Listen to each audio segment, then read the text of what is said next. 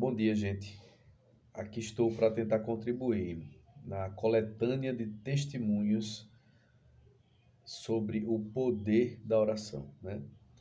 Eu já tive muitas experiências com orações e duas me marcaram, né? Duas determinaram uma grande mudança na minha vida, né?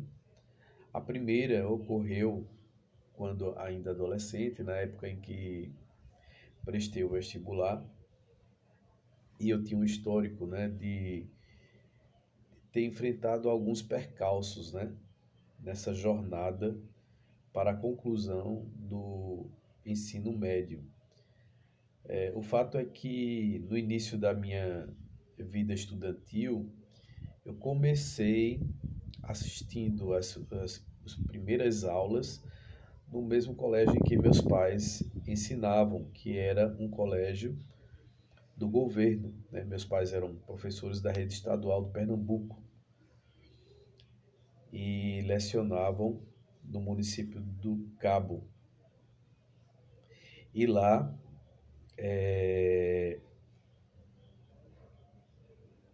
eu iniciei minha vida estudantil, né?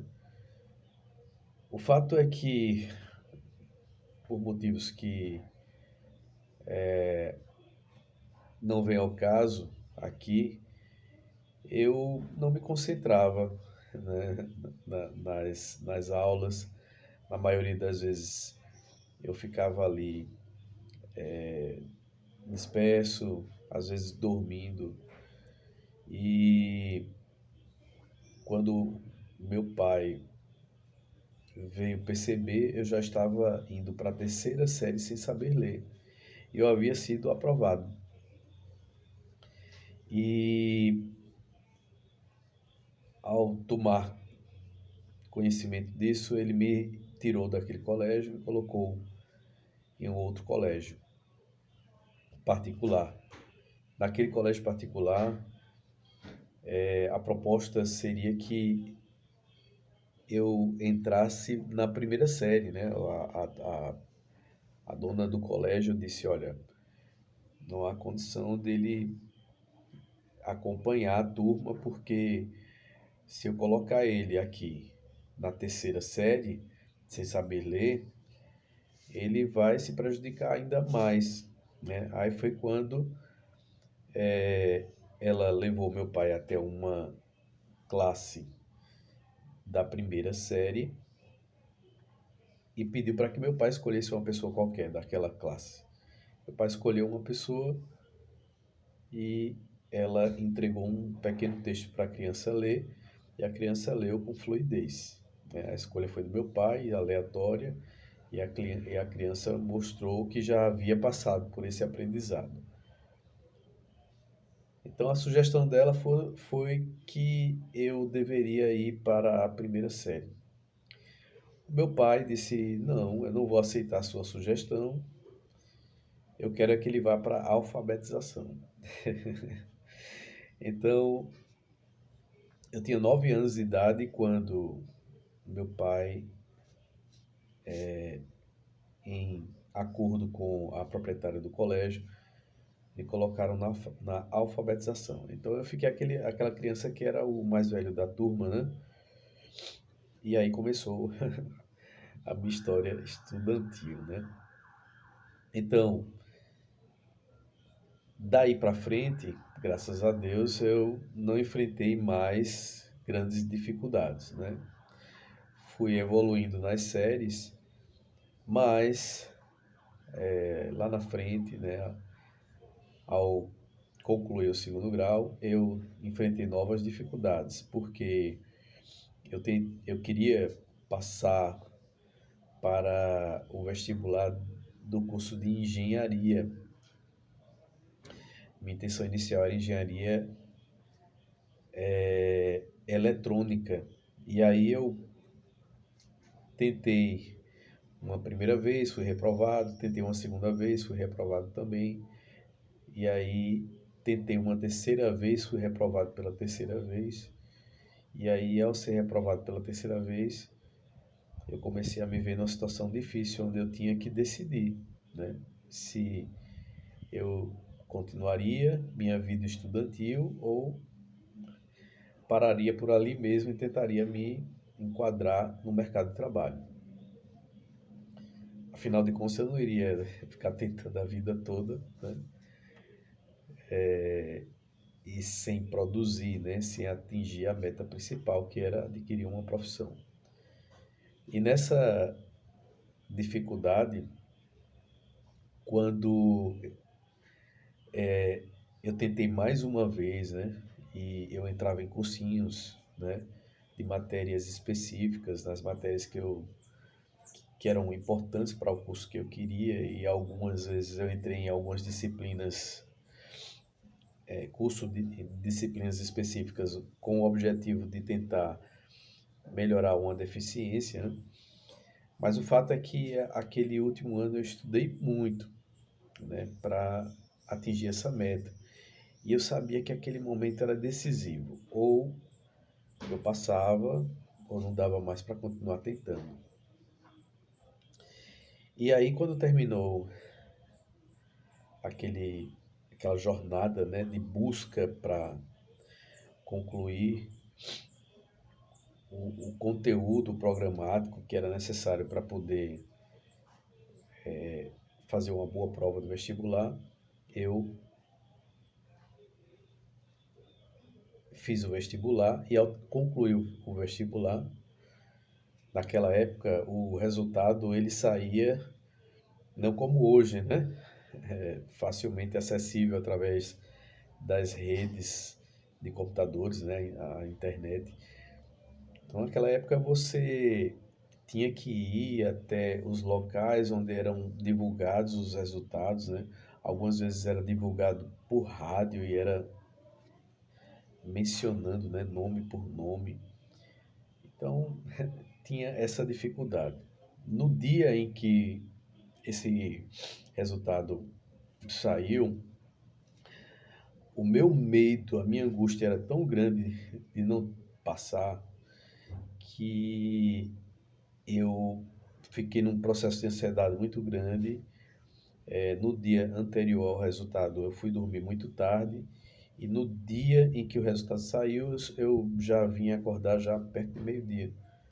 Então eu lembro que minha mãe me acordou e disse: Filho, você não vai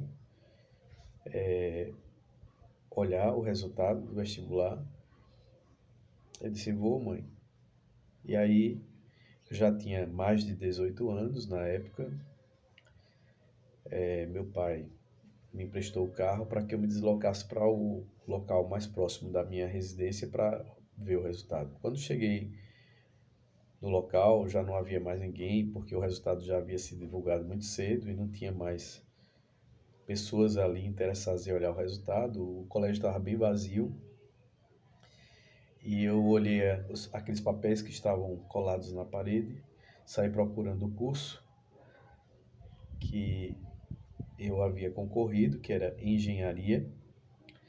Inicialmente eu queria engenharia eletrônica, depois eu mudei para engenharia mecânica, no, numa, numa estratégia de depois mudar para eletrônica, porque a mecânica era menos concorrida e as pessoas me deram essa dica, né? Dizendo que ó, a, a, os 2 primeiros anos são as mesmas disciplinas e depois a pessoa pode tentar novamente vestibular e conseguir a transferência, aproveitando as disciplinas. Então eu fui até o local onde dava o resultado da disciplina não, do curso que eu havia concorrido, que era engenharia mecânica. E era para a Universidade Federal de Pernambuco. Então tinha duas listagens, né? Tinha uma listagem que era para quem ia iniciar o curso no início do ano e uma segunda listagem que eles diziam que era para quem ia iniciar em segunda entrada, né? Então, quem iria iniciar no meio do ano. Então, as melhores notas entravam na turma que iria iniciar no começo do ano. e as notas inferiores entravam na segunda entrada, no meio do ano.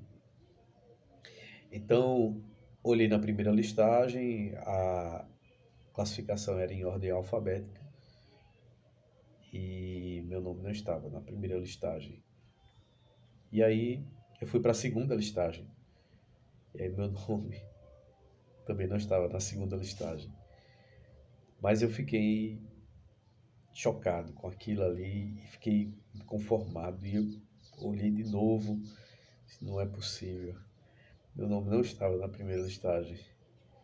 Olhei na segunda listagem, meu nome também não estava lá. E aí naquele momento me bateu uma revolta muito grande, uma angústia muito grande, diante do contexto que eu estava vivendo, das dificuldades que eu enfrentava, né, na luta psicológica, né, de o que é que eu vou ser, né, na minha vida, que rumo eu vou tomar, de que forma eu posso ser útil à sociedade, de que forma também eu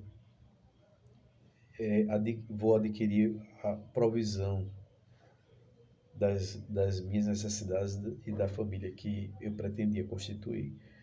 Então, eu naquele momento comecei a conversar com Deus de forma revoltada, né? Eu dizia assim para Deus: olha, eu não sei o que o Senhor quer da minha vida. O que eu sei é que eu me dediquei, me esforcei e fiz de tudo para passar nesse vestibular. E o Senhor sabe que eu já fui reprovado 3 vezes. E eu sei que o Senhor é tão poderoso que o Senhor poderia ter feito com que eu tivesse passado. O que é para o Senhor fazer isso aqui, né? Na nossa linguagem é um estalar de dedos. O Senhor poderia. Então, em meio àquela oração, eu disse assim para Deus, eu disse, olha, eu estou cansado. Chega. Se eu me esforçando eu não consigo nada, né? E eu sei que o Senhor poderia ter, digamos assim, reconhecido o meu esforço, né? E ter dado uma mãozinha para eu ter passado, mas eu não passei, então chega, eu não vou me esforçar mais. Eu não estou nem aí, eu dizia para Deus. Eu disse, eu não estou nem aí agora, a partir de agora, se eu vou ser alguém bem-sucedido ou mal-sucedido. Eu disse, o fato é que agora eu não me esforço mais. Chega. E aí, assim, de repente me veio um pensamento. E eu disse assim: olha, Senhor, eu tenho tanta certeza que o Senhor poderia ter feito isso. E eu tenho tanta certeza do teu poder, que para o Senhor isso não era nada, que eu já olhei o resultado na primeira listagem, olhei na segunda listagem, mas mesmo sabendo que meu nome não está lá, eu sei que o Senhor pode colocar meu nome aí. E eu vou olhar de novo para ter a plena convicção de que o Senhor realmente não quis me colocar aí e o Senhor não quis usar o seu poder para fazer isso. E aí, porque o Senhor pode, né? Eu dizia, o Senhor pode fazer isso agora e mudar as listagens e mudar os computadores e o meu nome vai aparecer aqui. Eu vou olhar de novo. E aí eu olhei na primeira listagem e na segunda listagem e o meu nome agora estava lá na segunda listagem, né? Então, assim, foi um momento de grande euforia e eu fiquei, assim, impressionado, né? Que poder é esse que vocês imaginem? Certamente Deus mudou o que estava escrito nas diversas impressões que haviam ocorrido por toda parte ali, né?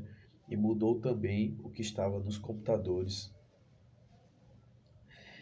Posteriormente, eu tive várias evidências de que isso aconteceu. Por exemplo, Era muito comum naquela época as pessoas olharem o resultado, ligar para as pessoas, oh, você passou, parabéns, tal. Ninguém havia ligado para mim naquela época, né? Ninguém tomou conhecimento de que eu havia passado. Ninguém ligou para mim parabenizando. Outro fato foi que, posteriormente, quando eu já estava cursando, né, juntou um grupo de alunos, e começaram, e eu estava no meio, né, começaram a discutir sobre qual foi a colocação, né? Eu disse, eita, em que colocação tu ficasse? Ó, um disse, eita, eu fui o 10º, eu fui o quinto, ó, eu fui o segundo, tá? E quando perguntaram para mim, eu disse que não sabia qual era a minha classificação. Eu sabia que passei, que foi em segunda entrada. E aí, um rapaz que eu infelizmente não recordo o nome dele, só sei que ele era filho de um brigadeiro, né? Que é uma patente da aeronáutica, né? E ele disse assim: Paulo, me perdoe, interferi, mas eu sei qual foi a minha classificação, que eu fui o último, e eu sei qual foi a sua. Você foi o. Na verdade, ele disse: Ó, você foi o último. E depois eu me tornei o último, porque ele explicou que quando ele fez o vestibular, ele ficou curioso, porque ele tinha feito uma boa prova, procurou comparar a nota dele com o último classificado. E o último classificado, disse ele, fui eu. Né? Ele disse, ó, eu memorizei bem o seu nome, Paulo Marcelo de Siqueira Casado. Ele disse, você ficou em último.